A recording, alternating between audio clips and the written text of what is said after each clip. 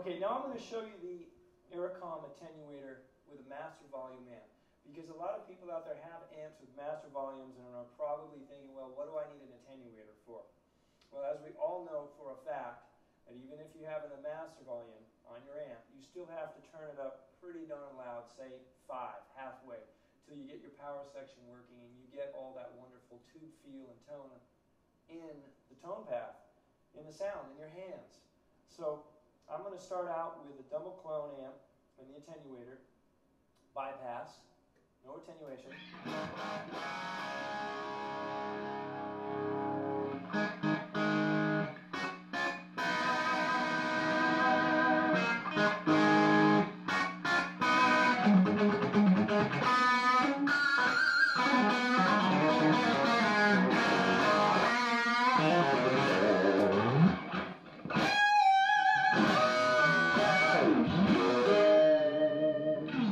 And now we're going to keep the same volume. We're going to kick in the attenuator.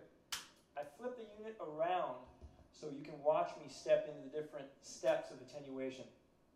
We're starting with the least, which is A. And again, haven't touched the volume.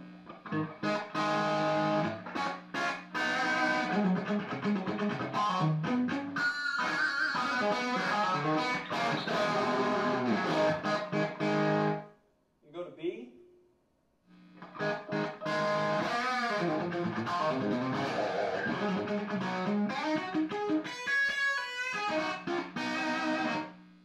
I'm going to go to C now.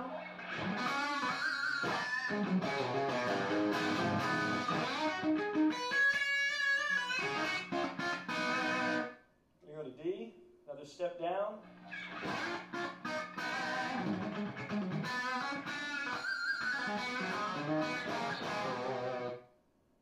One more to E.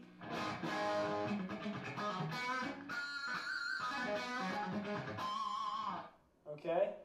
Now, when it gets that quiet, we're like, hey, let's turn up the master volume. Let's get some more of that power amp tone.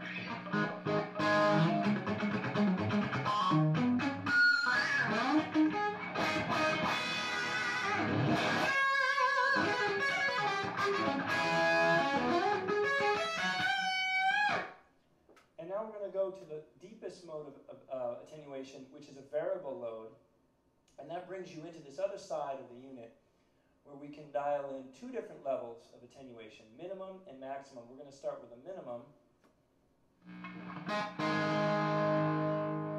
And you can literally roll into a lot of attenuation.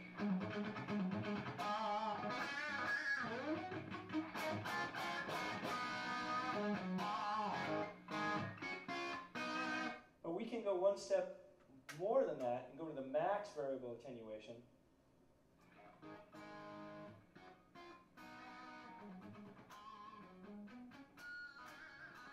Let's say someone's sleeping in the house, you got a guest over. This tone right here would not bother me at all to have to practice to. It's still full and articulate. Of course, we're not getting the speaker distortion we get at higher volumes, but the amp, the way it's working, the way it's sounding, and the way it's feeling, it's all there.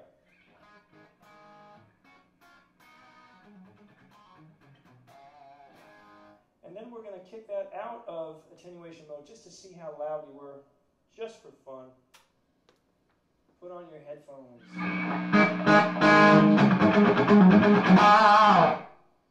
All right, back into attenuation mode. I'm going to step up from ground 0. There's maximum.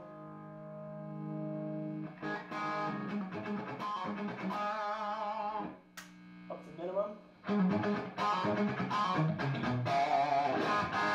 We're going to move out of this mode and go into the initial steps of attenuation.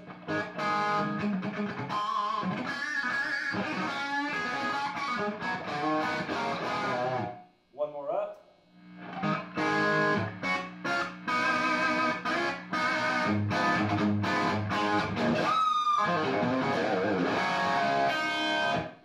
Up again.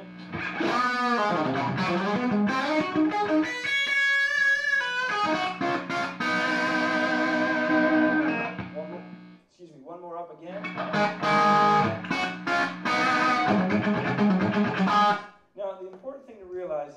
again, even if you have a master volume amplifier and you're playing live in a band, frequently you can't quite turn your amp up loud enough where your levels on stage are going to be too loud, you're going to get a bad mix. So a lot of players, pro players, what they use an attenuator for is just to bring it down to maybe 60%-ish, somewhere around 60% of volume. And that, again, allows the amp to be in a realm where it's functioning perfectly, with that power amp section just opened up and the preamp section working, the whole amp working together as a unit. But again, bringing it just down, say, 60% of the total volume. And it's night and day. If you hear it, here we go. We're at about 60%.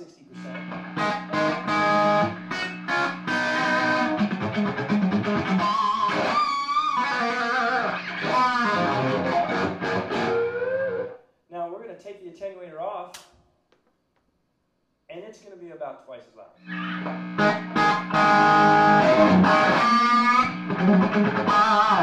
So it's really useful for just bringing it down a little bit, bringing it down a lot, and everything in between.